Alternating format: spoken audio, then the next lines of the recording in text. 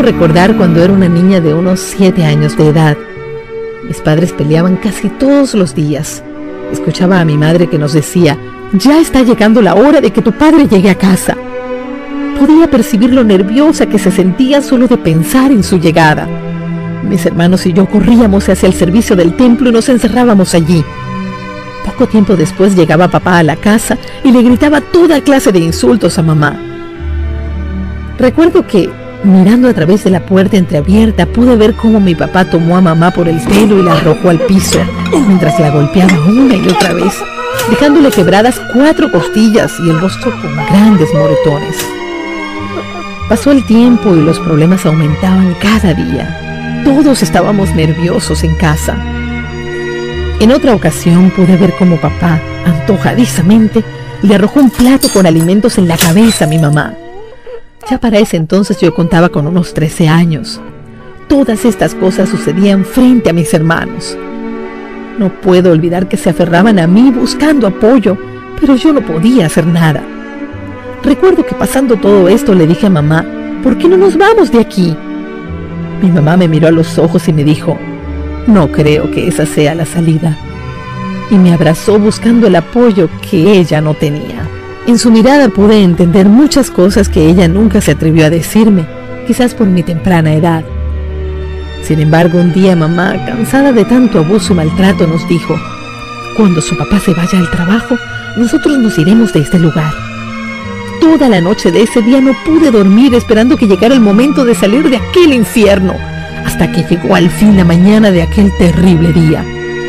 Salimos sin rumbo hasta llegar donde una gran amiga de la familia. Recuerdo que salimos de la casa solamente con lo que llevábamos puesto, para no levantar ninguna sospecha por parte de mi padre. Allí, en casa de la amiga de mi madre, conseguimos ayuda, y de esa manera nos separamos de mi papá. ¡Al fin somos libres!, pude gritar.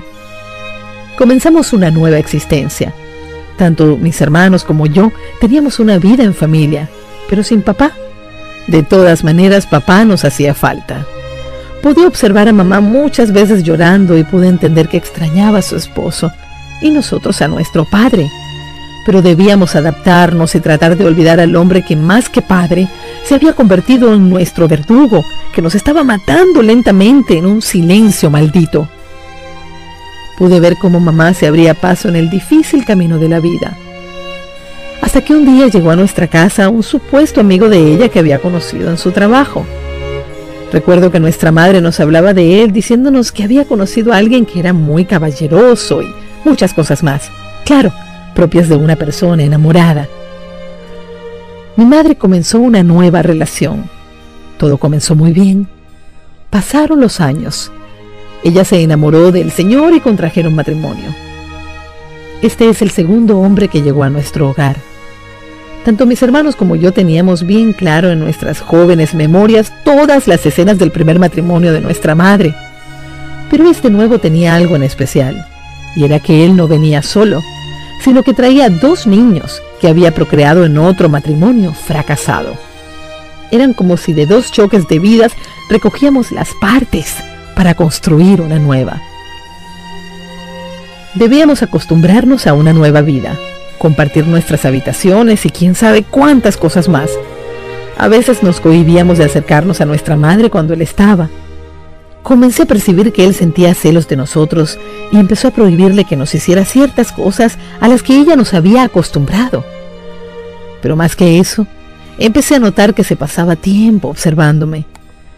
Recuerdo muy claro que ya tenía 15 años, y esa situación me hacía sentir desesperada, sin saber a quién acudir para contarle este problema que se veía venir y que desde ya me estaba sumergiendo en un silencio agonizante. La mirada de ese hombre era penetrante. Me refiero a las miradas que desnudan a sus víctimas. Eso me desconcertaba. Y ahí comienza mi calvario, y no solo el mío, sino también el de mis hermanos, que no se atrevían a decir nada fuera del círculo que habíamos hecho como único medio de defensa contra cualquier invasión. No obstante, a mí sí me lo decían todo, porque no se atrevían a acercarse a nuestra madre, ya que como todo hijo que ve el lugar suyo invadido, sentían celos también. El tiempo siguió pasando y con tan poca edad, ya la vida me colocaba frente a otra guerra. Aún no estábamos preparados para entrar en otra situación conflictiva. Como familia fuimos prisioneros de la soledad y mi mamá también como mujer. Pienso que todos éramos cautivos de un silencio desgarrador.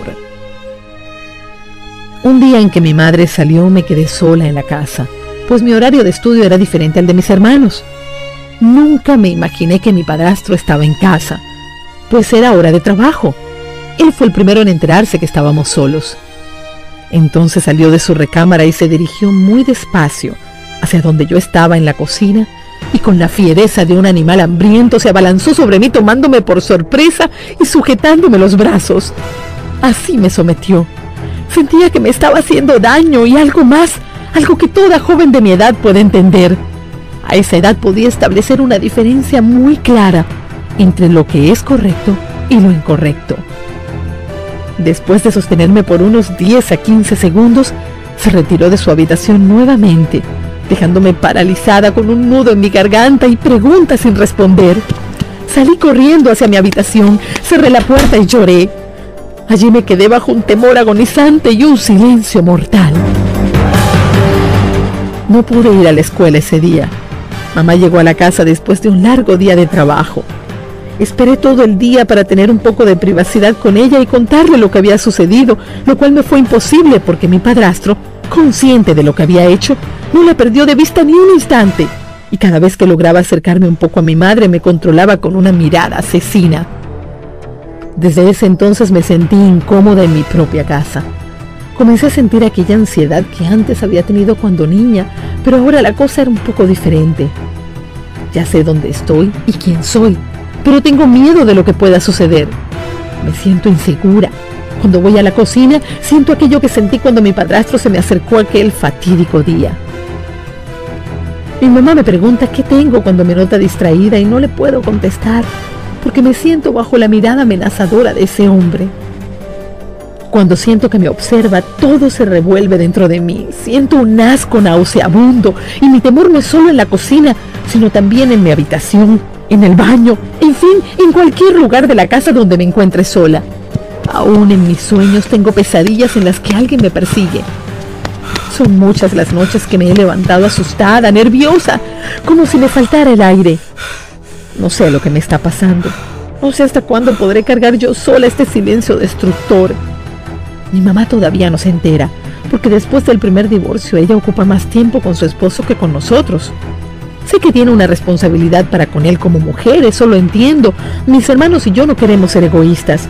Ella merece ser feliz al lado de una persona que la ame, pero debió ser vigilante de lo que podía suceder a espaldas suyas con sus hijos.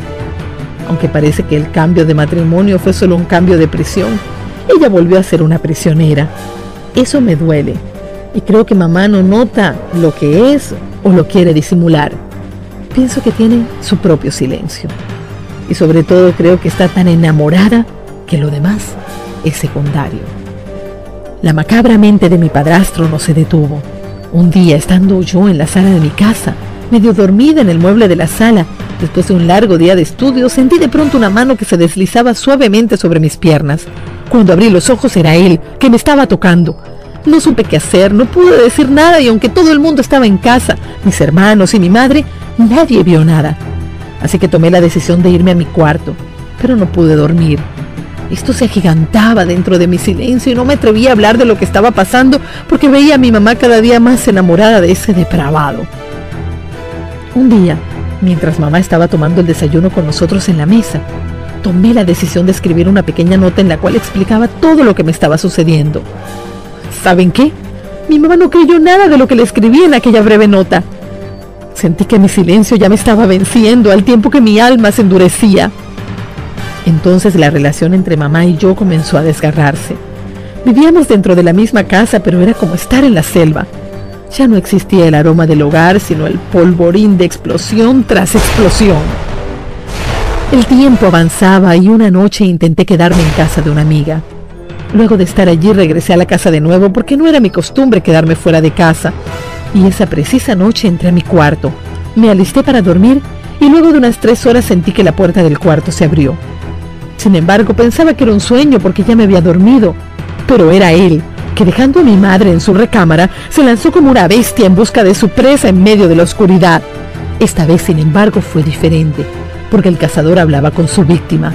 Me susurró al oído: tú me perteneces, yo soy el que sostiene este hogar y todo lo que hay aquí me pertenece, y tú eres parte de este contrato, tú y tu madre son mías. Te estoy observando desde que vine aquí, pero veo que no quieres cooperar en nada, y lo mejor que has hecho es no decir nada, porque si abres la boca te puede ir muy mal, y a tus hermanos también. Mientras hablaba, sus manos me tocaban una vez más, haciéndome sentir indigna, sucia, ya que aquel hombre era mi padrastro, el esposo de mi madre. Esa noche me marcó. Ya no supe qué hacer. No podía contar con mamá porque ella no me creía. Pensé: ¿a dónde debo ir? ¿Quién me escuchará? Esto abre un nuevo episodio en mi vida. Debo marcharme de la casa. Conocí entonces a una amiga en la escuela, la cual me brindó su amistad y con ella la oportunidad de alejarme de aquel lugar que se convertía en continua amenaza para mi integridad física y emocional. Ahora entraba a un mundo incierto y envuelto por un silencio de remordimiento. Al salir de la escuela tenía que trabajar, hacer mi propia vida. Ya no contaba con mi familia porque ni siquiera saben dónde estoy, y creo que en todo este tiempo no lo sabrán. ¿Se imagina cómo me siento? Creo que no. No me juzgue, por favor. He sido forzada a tomar esta decisión para poder romper con un silencio que me consumía y amenazaba con exterminarme. Un día, aún estando en casa de mi amiga, me sentí sola, sin mi familia y más que todo ello sin mi padre, que a pesar de que tenía años sin verlo, lo necesitaba. No me importaba cómo se había portado con nosotros, necesitaba protección, consejo. Lo perdí todo. Quedé a la intemperie, a merced de un terrible frío que cala hasta lo más profundo de mi alma. Si tuviese a mi padre, otra cosa fuera, y el cobarde de mi padrastro lo había pensado 2 veces antes de haberme tocado. En medio de esa soledad, mi amiga me invitó a ir a una fiesta con otros amigos que ella conocía, y aunque mi cuerpo estaba allí, mi mente vagaba. No era yo la que estaba allí. Bien sabía que ese no era mi ambiente, ese no era mi lugar. Esas no eran mis gentes. Por eso, aunque estaba en medio de una fiesta, me sentía sola, vacía y triste. Parecía una tonta. Estaba tomando limonada mientras los demás ingerían alcohol. Para todos ellos, eso era tonto. Mi amiga se me acercó y me dijo: para que puedas pertenecer a este grupo, tienes que tomar lo que ellos toman. Y como yo quería entrar en su onda, accedí a la sugerencia. Comencé a tomar alcohol. Pasado el tiempo, era para mí algo normal hacerlo. Luego cambiaron de alcohol a droga, lo que al comienzo no fue fácil, pero al hacerlo con tanta frecuencia se me hizo un hábito y comencé a sentir que me faltaba más. Ya no era suficiente lo que estaba consumiendo. Perdí algunos días en mi trabajo, por lo que me expulsaron del mismo, pero nada de eso podía detenerme. Buscaba entre los amigos que me habían introducido a la droga, pero me decían: si quieren más de esta, tienes que comprarla. Pero no tenía trabajo, ni familia.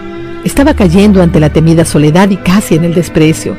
Estaba siendo devorada por el vicio, bajo el silencio de los demás. Así fueron pasando mis días y también mi vida. Me sentía atrapada y me decía a mí misma: soy una víctima más. Pero al mismo tiempo pensaba como el hijo pródigo. Dudaba si volver a casa sería lo mejor porque, aunque parezca extraño, pensé muchas veces en cómo estarían mis hermanos, mi mamá y mi padre, que era el que más tiempo tenía sin ver, pero me sentía atrapada, no quería ni podía regresar. Pasando el tiempo fui cayendo en un pozo sin fondo.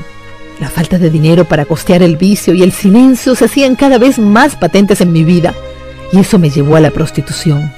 Vendía mi cuerpo a cualquiera que me ofreciera en la calle. Eso me pareció el fin. Me parecía ir cayendo en un abismo, en un camino de una sola vía que no tenía regreso para mí. En medio de este desorden de orgías y más quedé embarazada. Ahora sí que toqué fondo. Nada podía ser peor para mí, ni siquiera iba a poder reclamarle a nadie porque no sabía quién era el padre de esa criatura que estaba esperando. No era cosa de juego. Iba pasando de un mal a otro sin pausa para reflexionar. En el proceso de todos estos cambios de ambiente ya la edad no importaba mucho porque para ese entonces tenía 22 años y aunque usted no lo crea, parecía tener 30. Ya mi cuerpo comenzaba a sentir los estragos de todas mis malas acciones y la mala vida que hacía tiempo llevaba. Comencé a enfermar. Mi sangre era débil para el feto. mi sistema nervioso agitado, alta presión y un embarazo no deseado que bajo esta disyuntiva estaba creciendo dentro de mí. Comenzaron a salir algunas llagas en mi piel, el pelo debilitado escaseaba en mi cabeza, comencé a perder peso alarmantemente. En medio de toda esta crisis, recibí mi primer regalo, una brutal golpiza propinada por uno de mis malhumorados clientes porque, no les dije, tenía que seguir trabajando para poder subsistir. Días después se unió otra nota negativa a mi desgracia. Fui echada de la habitación que ocupaba.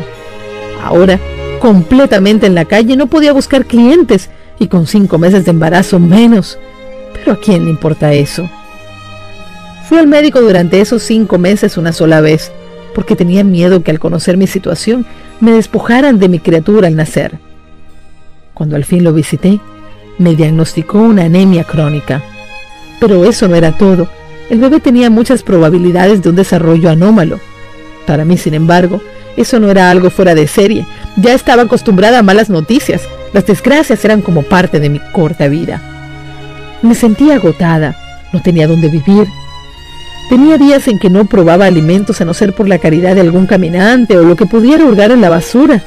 De esa manera subsistíamos mi criatura y yo. Ahora me doy cuenta que a cada uno le está reservada una forma de llegar a Dios. ¿Cuál será la manera de Dios llamarle a usted a su redil? Nunca pensé que habría una oportunidad para mí estando tan sumergida como lo estaba en el cieno del pecado. En medio de mi tormenta, nunca pude ver a Dios. En aquellas circunstancias, cada día que pasaba parecía ser el último, ya que no podía haber larga vida en tan caóticas condiciones. Pero aunque no podía ver a Dios, Él estaba allí. Eso es lo preciso de su poder, que lo hace visible cuando lo considera necesario, y como dice un compañero ministro en República Dominicana, Dios ni se adelanta ni se atrasa, llega en el momento preciso. Nosotros, por nuestra falta de fe, somos los que nos desesperamos y comenzamos a dar pasos a ciegas porque dirigimos la vista a muchos lugares, menos al blanco. Dios tenía preparado a un joven evangelista que fue a predicar a la gente de las calles, y cuando se acercó donde yo estaba, pensé que me conocía, porque comenzó a nombrar cada uno de los problemas que yo tenía como la especialidad en que Dios trabajaba. Imagínese, una persona al borde de la desesperación escucha de repente que hay alguien que puede ayudarle y más que eso, no le pide referencias. Uno las da si quiere. No le importa su origen, no tiene que pagar nada, no tiene que firmar ningún papel y encima le promete, si le deja trabajar en su vida, un cambio radical. No podía darme el lujo de detenerme a pensar, era la oportunidad de mi vida y quizás jamás la volvería a tener. Así que sin titubear, acepté ser tratada. Escuché cada una de las palabras del predicador que eran como un bálsamo a mi desgarrada vida. Inmediatamente mi vida experimentó un cambio a todos los niveles. Recibí toda la ayuda espiritual y material que necesitaba para comenzar, porque necesitaba hacerlo desde cero. Mi vida era como un apartamento nuevo donde no se me permitía llevar muebles viejos. No pasó mucho tiempo para que saliera en busca de mi familia, para perdonar, reconciliándonos, borrando y sanando heridas viejas, y hacerlos copartícipes de mi fe en Cristo. Pero las bendiciones no pararon allí. Ese mismo joven ministro que me condujo a los pies del Señor me pidió que fuera su esposa. Quería ser un padre para mi hijo, en fin, un apoyo espiritual. Tampoco titubeé en responder, acepto, porque después de Dios era lo que más necesitaba en esos momentos, una persona que me apoyara. Hoy doy gracias a Dios Todopoderoso, porque si tengo mi bebé y soy esposa de un hombre de Dios, es porque Él estaba al cuidado de mí. Tengo una hermosa familia y un lindo ministerio, y sé que Él tiene cuidado de todos nosotros, como también lo quiere tener de usted. Soy una sobreviviente de las circunstancias, y sé que el regalo más grande que el Señor me ha dado es el don de sobrevivir. Sé que usted, que ha podido leer esta historia, de una u otra manera tiene una historia de supervivencia, porque todos venimos de algún lugar. Es probable que su vida no sea como la mía, pero si busca bien dentro de la misma, de una u otra forma, notará que ha sobrevivido. Puede que sea en su relación matrimonial, en su ministerio, en su trabajo, etc. Nunca olvide que Dios tiene un plan para todos. Solamente déjelo obrar.